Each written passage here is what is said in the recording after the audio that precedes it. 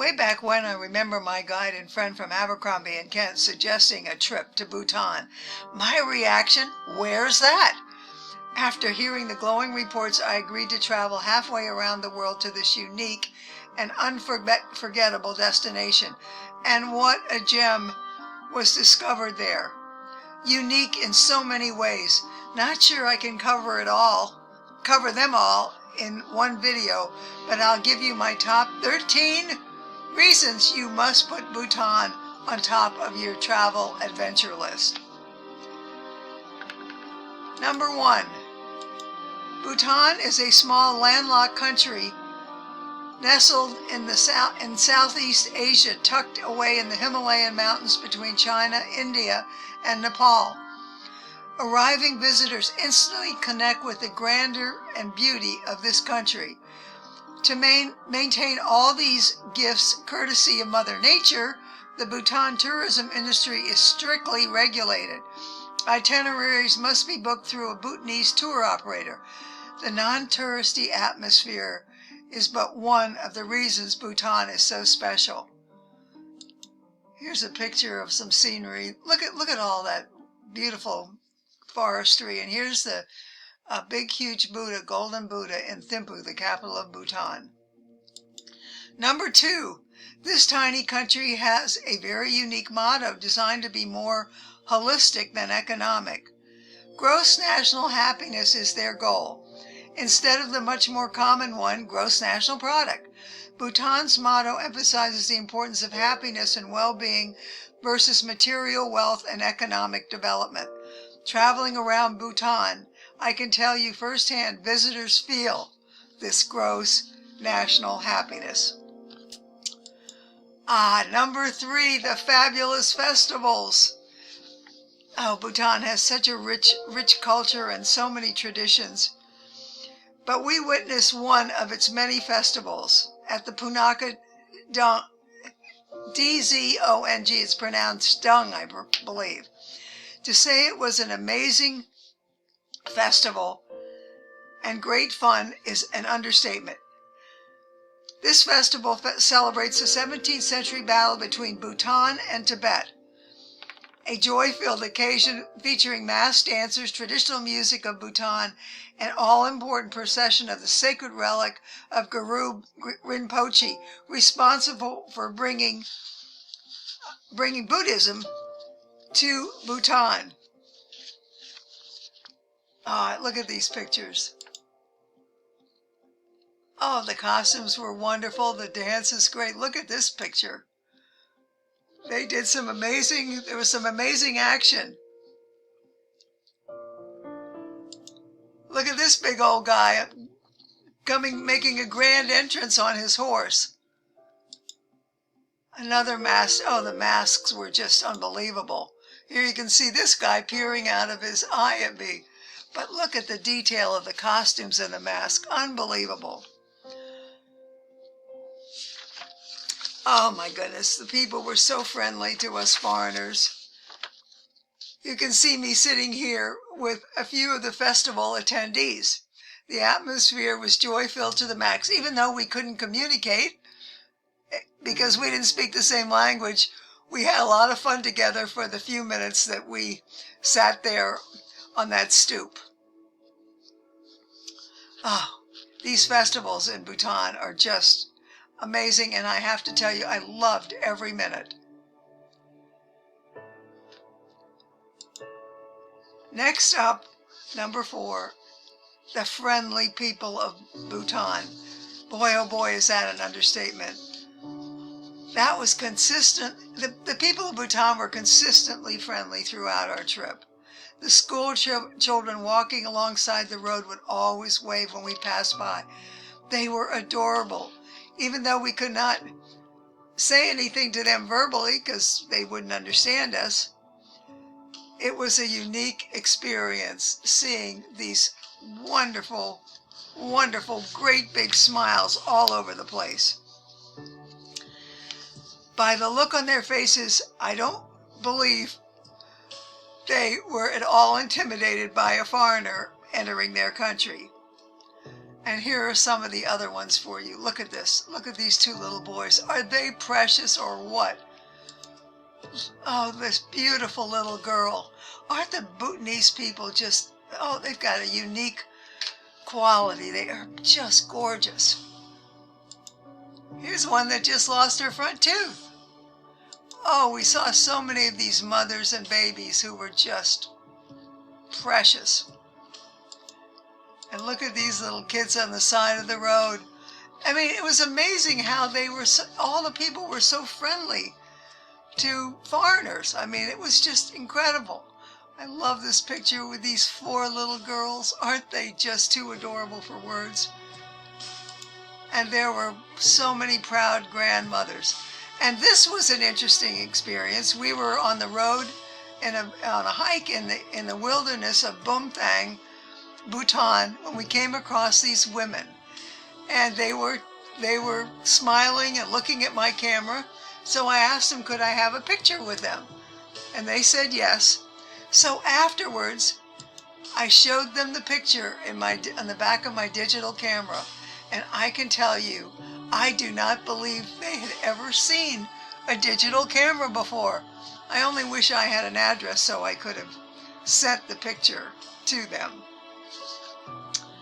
Next, I have to tell you, Bhutan has the most amazing king and queen.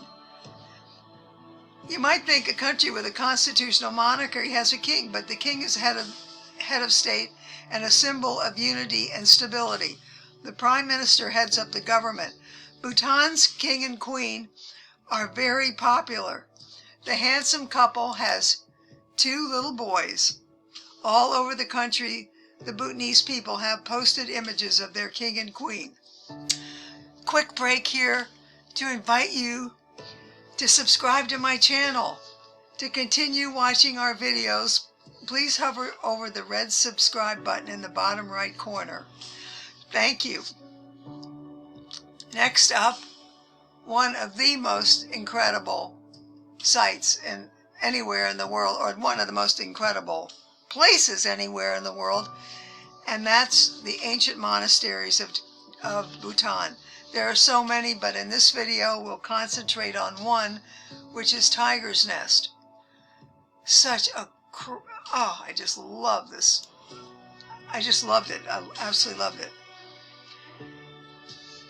But it's hard to believe that they could build this on a steep cliff about 29, almost 3,000 feet above the valley below. And it has a very interesting legend behind it. Apparently, Guru Rinpoche who introduced Buddhism to Bhutan way back in the 8th century, flew on the back of a tiger to this site. He remained there for years, eventually converting the Bhutanese people to Buddhism. Tiger's Nest was built in 1692. How they managed to construct a building of this size and magnitude on the side of a steep cliff makes it an architectural wonder for sure. The trek up to visit the historic site takes several hours, and it's a strenuous hike. My trip to the top, partway up, was on a donkey, which was a lot of fun. Anyway, this is just one of the many interesting monasteries we had the pleasure of visiting in Bhutan. Another thing that just surprised me, there were Buddhist monks all over, walking everywhere. We saw them in monasteries, we saw them out and about in restaurants. What surprised me was how friendly they were. This picture was taken on the hike to Tiger's Nest, and that guy just gave me the biggest smile. This picture is a favorite of mine. In Bhutan, we stayed at a hotel, and right across from us was a monastery. And here this monk caught my eye, and I just love this picture. He gave me a smile, and it was just one of those wonderful moments where we just had that little connection, and a moment I'll remember forever. But there are other great pictures of monks. Look at this in front of that gorgeous building. They seemed on hold to be a happy bunch. We saw lots of children. I guess that we become monks someday.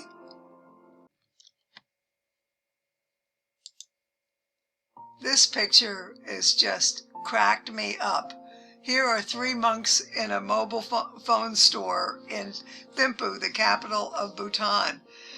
I just, for some reason, Buddhist monks and cell phones just don't seem to go together. But then I had to say to myself, think again, Daphne. Hey, it's the modern world out there now. Next up are chortens, prayer flags, and mani stones. There were chortens all over Bhutan, and they were so interesting. The architecture was fascinating. They're also known as stupas. They're spiritual retreats. And oftentimes they keep the remains of deceased persons. Or sometimes they have nothing at all. Their main purpose is meditation and prayer, important religious structures to emulate the Buddhist tradition. Oh, the prayer flags. They were everywhere. I was struck by the feeling of tranquility when in the midst of prayer flags, there was just something spiritual about being alongside them. They are hung everywhere, all over Bhutan, an important part of the culture. The symbolism of these flags is very special. Messages are written on them. After they are hung, the belief is that the wind activates the message by picking it up and flowing it out over the surrounding area, spreading positive energy and blessings. Now they're just everywhere. They were just hung everywhere. I love seeing them. Oh.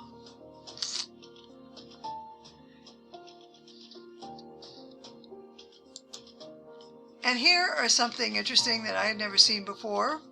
Mani stones. They are a lovely common sight throughout the country. These are decorative stones inscribed with Buddhist mantras and prayers. The Bhutanese people believe these stones bring good luck and will provide protection for all who come in contact with them. This is number 9, arriving in Bhutan. I can tell you I was struck by the beautiful artistry of Bhutan's architecture. It was so impressive. Look at these pictures. And it's not just the old buildings that are so decorative and beautiful. They even have modern ones that incorporate the old architectural designs and images on the side of the building. The buildings are hand-painted with much artwork and many carvings, even including Bhutanese favorite, a phallic symbol. There are endless examples of these gems, and here are a few examples. Oh, just so interesting. And look at this window treatment. Artwork on the side of a building. Look at all the beautiful woodwork on this building. And here's a modern building which incorporated old Bhutanese art, which I just thought was amazing. And here are two men following the traditions by painting this facade. Oh, that was fun to watch. Next up, number 10. While in Bhutan's capital of Thimphu, it was a distinct pleasure and fascinating as well to visit the Choli School of Art. This is such an important institution with the goal of preserving and maintaining the ancient art forms of Bhutan. Established in 1999 by the Queen Mother of Bhutan, the school is dedicated to assuring exclusivity of the beautiful ancient arts of Bhutan. It's not lost as time marches on. Yep, they want to keep it so that they're artisans that know how to recreate the incredible architectural weaving, all the arts of Bhutan. Well, including painting, sculpture, embroidery, wood carving, among others. This is such a special institution. Here's a gal weaving. And here I am interacting with some of the students, showing them some of the artwork from the United States. I should say embroidery. Now this'll surprise you. Number 11, not found anywhere else. You are looking at my picture, which was placed on a real postage stamp. In Thimphu, Bhutan, you can go into the post office, have your picture taken in traditional Bhutanese dress, and put it on a postcard or per letter and send it home. It is a real postage stamp. And I can tell you, my friends were surprised to see my picture on a postage stamp when their mail arrived. Oh, gosh. Number 12, Bhutan has a sense of humor. Look at this. I snapped this driving by, that's why it's blurry. This is a highway, not a runway. A trash can, encouraging people to use me. A very fancy beauty salon titled Curl Up and Dye Salon. All right, 13. One of the things that you'll get a kick out of is that they don't when you visit Bhutan, do not expect superhighways, traffic lights, and plus there's something else that will surprise you. Here is an interesting fact. Would you believe Bhutan is the only country in the world that does not have a single traffic light in its capital city of Thimphu? Instead, a policeman climbs up a step to a stand at major intersections, and from there he directs traffic. Apparently there was a time when a set of traffic lights was installed, but this modern contraption was quickly removed because the Bhutanese people preferred their policemen. Also, there are no four-way superhighways and 60% of the roads are unpaved. And I tell you, getting around Bhutan was a real experience. Look at this truck. And believe it or not, cars coming the other way could pass this. He'd get over so close to the edge, I thought, well, I'm not going to even say what I thought, but it was nerve-wracking. And this might surprise you. If there are absolutely no American fast food restaurants in Bhutan. You will not find a McDonald's or a Starbucks or any other American food chain. So there you have it. All the reasons why I love Bhutan and found it not only amazing for all these reasons, but also one of the world's happiest. I leave you with this panoramic view of a country that is unspoiled. I can tell you in no uncertain terms, if there were not so many other destinations on planet Earth that beckon me, you can be sure I'd be in seventh heaven taking a return trip to this very special country of Bhutan. So, the next time you find yourself wanting an amazing adventure on planet Earth, head for the Himalayan mountains and the tiny kingdom of Bhutan. Until we meet again, remember this: the only trip you'll regret is the one you don't take.